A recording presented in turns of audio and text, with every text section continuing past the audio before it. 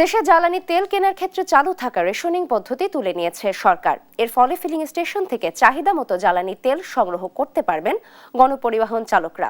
এ নিয়ে আরো জানাতে সরাসরি যুক্ত হচ্ছেন সহকর্মী জান্নাতুল মোহনা। মোহনা, সব পাম্প আজ খোলা আছে কিনা আর চাহিদা মতো চালকরা তেল কিনতে পারছেন কিনা এখন বিস্তারিত জানাবেন।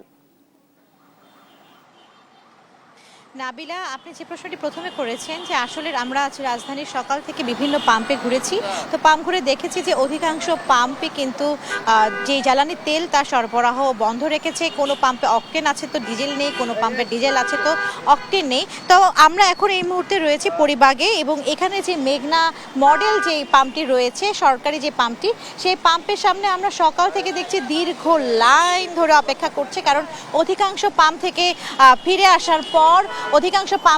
আসার পর এখানকার যারা চালকরা রয়েছেন তারা জানিয়েছেন যে ওখানে তারা তেল পাননি, অকটেন কেউ পায়নি, কেউ ডিজেল পায়নি, তাই তারা বাধ্য হয়েছেন এখানে আসতে এবং লম্বা লাইন ধরতে। তো আমরা যেখানে যেই লাইনটি আপনাদেরকে দেখাচ্ছি, এই লাইনটি প্রায় 1 কিলোমিটার পর্যন্ত চলে গেছে, এবং 1 কিলোমিটারের পর পর্যন্ত আমরা দেখেছি যে এখানে মানুষজন দীর্ঘ সময় ধরে অপেক্ষা করছে। একটু জানাবেন যে আপনি কত সময় ধরে এখানে অপেক্ষা করছেন? তো আমি এখানে 20 মিনিটের মতন অপেক্ষা করছি তেলের জন্য আর কি। আপনি আরো অন্যান্য পাম্প ঘুরে এসেছেন কি নাকি? কয়েকটা পাম্পই ঘুরে আসছি। এখন দেখা যাচ্ছে মহাখালী ওখানে তেল দেয় না, তারপরে ওই যে তেজগাঁ তেল দিচ্ছে না এখনো, ঠিক আছে, এই জন্য এখানে আসছি। আমি গুলশান থেকে আসছি এখানে। এই ভোগান্তি নিয়ে কি বলার আছে? আমি চাই যে দ্রুত এটা সমাধান হোক, যেভাবে হোক। আমরা আরেকজনের কাছে যেতে চাই, একটু আমরা শুনতে চাই যে এই যে জ্বালানি তেল নিয়ে ভোগান্তি, এতে আপনার কি কি মানে সমস্যা হচ্ছে? আমাদের অনেক সমস্যা হচ্ছে, যাতায়াতের সমস্যা হচ্ছে, অফিসে আসা যাওয়ার সমস্যা হচ্ছে। তেল ছাড়া কিভাবে আসবো, অনেক রকমের ভোগান্তিতে আমরা আছি।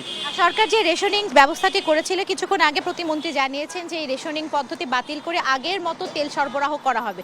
আপনি কি মনে করছেন, তাও কি সংকটটা শেষ হবে? আশা করা যায় ঠিক হইতে পারে, দেশের আশা করা যায় ঠিক হবে ইনশাল্লাহ। দর্শক যেমনটা দেখছিলেন যে এখানকার যারা চালকেরা রয়েছেন তারা দীর্ঘ সময় ধরে প্রতীক্ষা করছেন।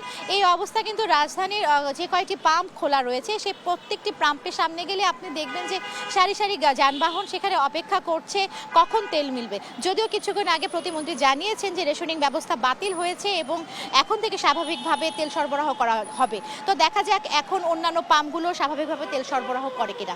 তো এই ছিল আমার কাছে সর্বশেষ।